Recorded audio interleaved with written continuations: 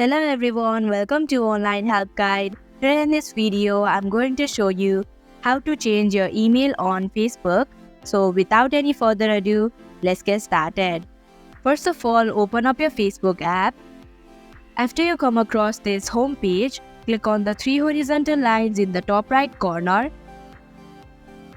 Then go to Settings and Privacy. Now click on Settings option once again. Click on Personal Details option. Then go to Contact Info option.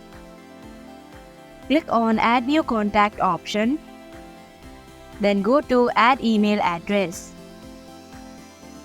Here you'll have to enter the email address. Then select the account. Now tap on Next button. Here you'll have to enter the confirmation code that was sent to your email. Tap on Next button. And that is how you can change your email on Facebook. Thank you for watching Online Help Guide. Hope this video was helpful. If it was, then hit the like button and comment down if you have any questions or feedback.